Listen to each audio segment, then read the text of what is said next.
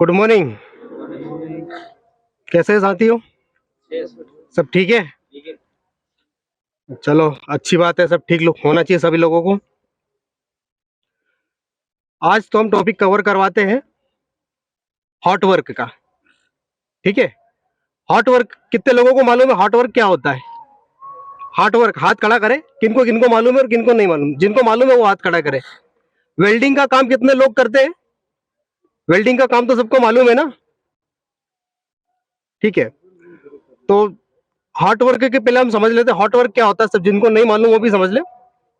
Hot work ऐसी activity, ठीक है, जहां पे गर्म काम किया जाता है, गर्म एरिया हो, है ना, जिसमें एग्नेशियम का उपयोग किया जाता है, जैसे वेल्डिंग और गैस कटर।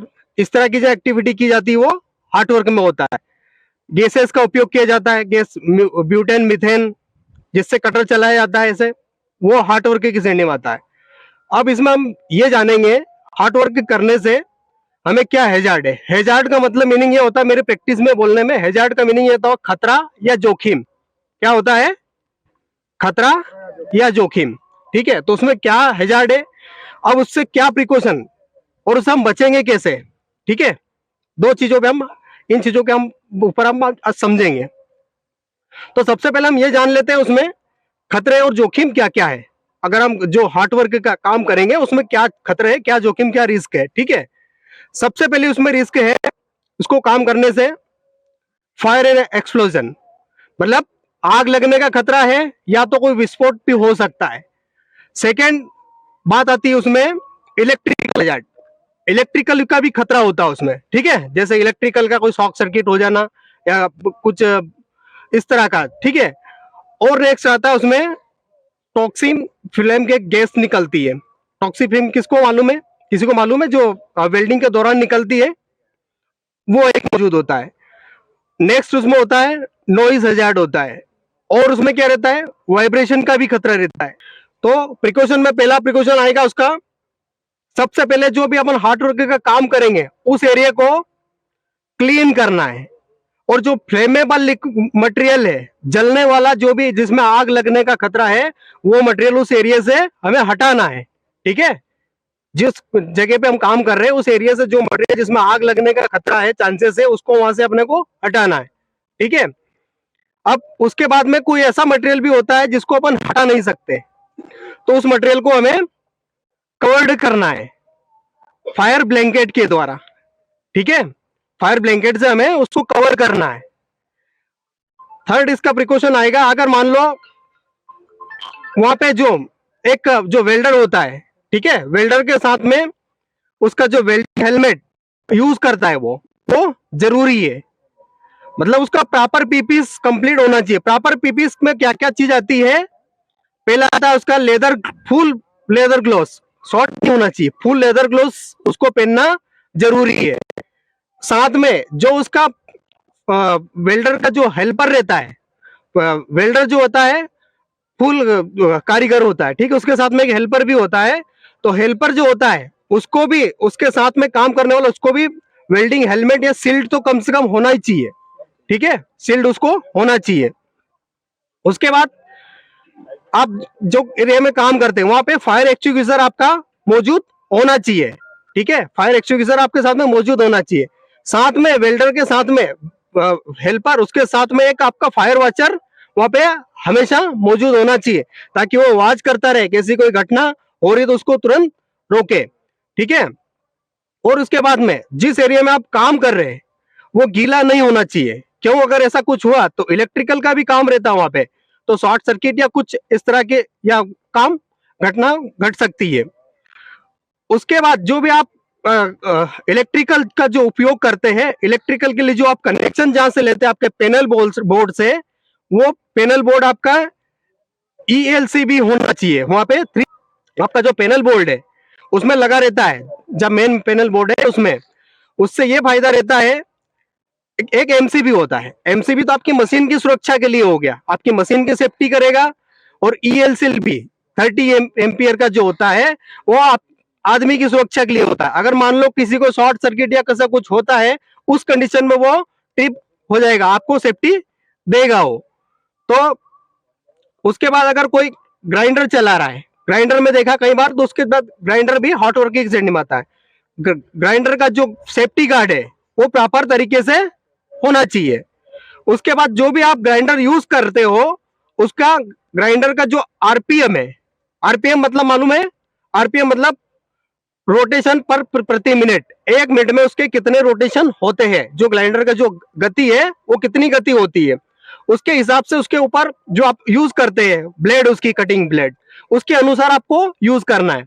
मान लीजिए आपके कटिंग ब्लेड की आरपीएम उससे मशीन से ज्यादा होना चाहिए, उससे कम नहीं होना चाहिए। उसका कम आरपीएम वाला हो, आपके जो कटिंग ब्लेड है उसके ऊपर भी लिखा रहता है ये कितने आरपीएम का है। अगर मशीन का आरपीएम से उसका कम आरपीएम है तो उसको यूज नहीं करना है। उसके बाद जो आपका कटिंग ब्लेड है उसको, उसके ऊपर एक्सपायरी डेट दिया रहता है, ठीक है? अगर वो पत्ता एक्सपायर हो गया, एसआई मार्क होना चाहिए और एक्सपायरी डेट दोनों आपको यूज देखना है, उसके बाद ही यूज करना है। तो ये हार्ड वर्क का जो है ये मैंने बताया। और उसमें भी खतरा और भी होता है, और क्या रहता है, नॉइज हजार्ड भी होता है, नॉइज का भी खतरा रहता है। नॉइज आप देखते हैं कई जगह ग्राइंडर चलाते हैं तो उसमें बहुत ज्यादा नॉइज उत्पन्न होती है, तो नॉइज भी धीरे धीरे करके आपके कान के ऊपर इम्पेक्ट पड़ता है उसका। तो उसको भी आपको आपके कान को एयर प्लग जो रहते हैं वो यूज करना है आपको, ठीक है? तो ये आपको मैंने हॉट वर्क के बारे में और बताया आज का टॉपिक में। और आप नेक्स्ट में जो भी रहेगा आप, और इसके अलावा अगर आपको कुछ क्यूरी रहे, पूछना हो तो पूछ भी सकते हैं, मैं बताऊंगा आपको एनी टाइम। यहाँ पे मैं हूं, कोई ऐसा नहीं है कि आप नहीं पूछ सकते, पूछ सकते हैं, ठीक है? Okay, thank you.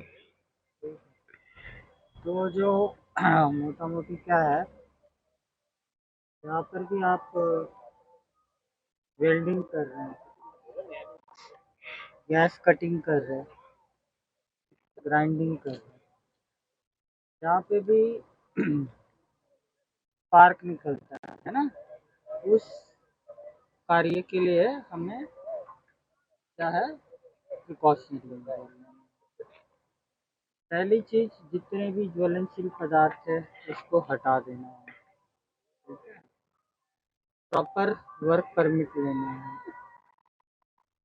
जो भी आपको पीपीज है, पीपीज क्या क्या जरूरत पड़ेगी, दस्ताने पड़ेंगे, चश्मा लगेगा, वेल्डिंग शील्ड होगा, आपका जूता होगा, हम्म, उसका प्रयोग करना। ऊंचाई पे काम कर रहे तो सेफ्टी बेल्ट। चौथा कि ऐसे काम करते समय में आपके साथ में वॉचर होना चाहिए। आग लगने के लगी तो नहीं ये देखते रहने वाला चाहिए। आप ऊपर काम कर रहे हो, उसका नीचे आ रहा मेटल स्लैब है या कुछ भी है, उसके कारण नीचे में आग लग सकती है। तो एक व्यक्ति सदैव नीचे रहना चाहिए, वो देखते रहे कि कुछ गड़बड़। पांचवा कि अगर वाकई किसी प्रकार की आग लगती है तो उसको बुझाने के लिए अग्निशमन यंत्र है, लाल बाटला जो रहता है अग्निशमन यंत्र बोलते हैं, फायर एक्सटिंग्विशर इंग्लिश में बोलते हैं। अथवा जो व्यक्ति है वो देख रहा है उसको वो चलाते आना चाहिए, समझ रहे ना? उसके ऊपर अगर अग्निशमन यंत्र रखा हुआ है और वो व्यक्ति चला ही नहीं पा रहा है तो कोई मतलब नहीं है ना, वो इधर उधर भागते रहेगा। उसके बाद में आपका पांचवा है कि जहाँ कहीं भी आपको लगता है कि यहाँ ये काम करने में तकलीफ है या कुछ है, तो वो मटेरियल हटा दीजिएगा, है ना? किसी से रिक्वेस्ट करके कि भाई यहाँ पे मैं काम करूँगा, ये करूँगा, तो ये कवर नहीं हो पाएगा, है ना, इसके कारण आग लग सकती है, जो भी है। तो गैस कटिंग सेट के आपके एनआरबी रहती है ना, वो लगी होनी चाहिए। जो आपकी अर्थिंग की केबलें है वो प्रॉपर होनी चाहिए, ठीक है ना?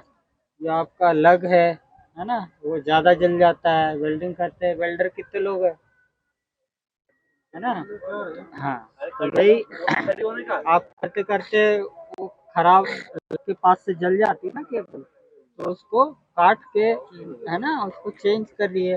ये सारी चीजें, आपका जो वेल्डिंग मशीन का पंखा है ना, अगर वो काम नहीं, तो उसको, वो वेल्डिंग मशीन इस्तेमाल मत कीजिए, क्योंकि जो चीज़ है उसके सुरक्षा के लिए दी गई है। अब जब मशीन की सुरक्षा सही रहेगी तभी इंसान की सुरक्षा सही रहेगी। अगर मशीन में फॉल्ट आएगा तो उसका परिणाम किसको भुगतना पड़ेगा? जो उसको चला रहा है। ठीक है, चलिए धन्यवाद, और सुरक्षा पूर्वक कार्य करें। ठीक है, थैंक यू।